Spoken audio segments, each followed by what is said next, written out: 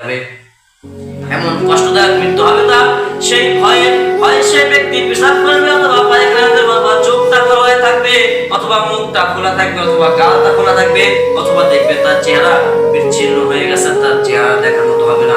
সে আজরাইলকে দেখে ভয় পেয়েছে, সে মালাকুল মউতকে দেখে ভয় পেয়েছে, সে আল্লাহ রাব্বুল আলামিনকে দেখে ভয় না করে দুনিয়াতে চলে নাই। সে যেটাই করেছে আল্লাহকে দেখার উদ্দেশ্যে করে নাই, শুধু গুনাহ নিয়ে পড়েছিল, দুনিয়া পাওয়ার জন্য করেছিল। ওই জন্য কবির ভাষায় বলে তোমরা দুনিয়াকে তালাশ করো না, আল্লাহকে তালাশ করো। দুনিয়া তালাশ বেশিদিন থাকবে না, দুনিয়ার তালাশ চিরস্থায়ী নয়। যদি তোমরা আল্লাহকে তালাশ করতে পারো, আল্লাহকে খুঁজে খুঁজে বের করতে পারো, আল্লাহকে মহব্বত করতে পারো, আল্লাহকে ভয় করতে পারো আর একটু ইবাদত করতে পারো, বান্দা আমি তোমাদের কথা দিচ্ছি, আমি তোমাদের মৃত্যুর পরে আমি রব্বুল আলামিন, তোমাদের মৃত্যুর পরে আমি রব্বুল আলামিন আমার মুহাম্মাদের সঙ্গে তোমাদেরকে জান্নাতে রাখবো।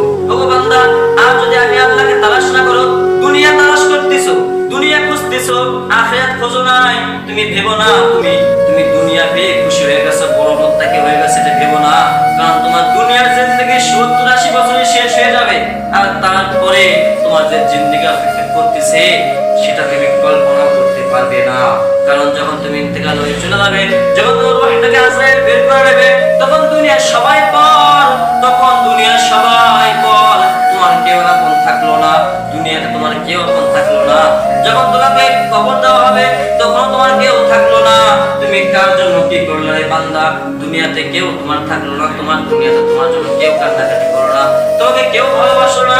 যখন তুমি বিদায় নিয়ে চলে গেলে, তোমার আযাব শুরু হয়ে গেল, মালাকুল মাউত তোমাকে কবর নিয়ে চলে গেল, তোমাকে দাফন করানো হলো। দাফন করানোর পরে সমস্ত মানুষ 40 কদম সরে গেল, তোমার সামনে ফেরেশতা এসে হাজির আর বলবে তোমার রবের পরিচয় দাও, মুহাম্মাদের পরিচয় দাও, তোমার নবীর পরিচয় দাও, তোমার ধর্মের পরিচয় দাও। কিন্তু আমি আপনি এত গাফেল যে মৃত্যুকে সামনে দেখে ওই 3টা প্রশ্নের উত্তর আমরা দিতে পারবো না। কেননা কিভাবে দেব যে আমরা সারাটা জিন্দেগি দুনিয়া নিয়ে পড়েছিলাম, প্রশ্নের উত্তরটা দেব কিভাবে? যখন বলবে তোমার রবের পরিচয় দাও, আমরা পারবো না, কারণ দুনিয়া নিয়ে পড়েছিলাম, দুনিয়ার রং তামাশা করেছিলাম।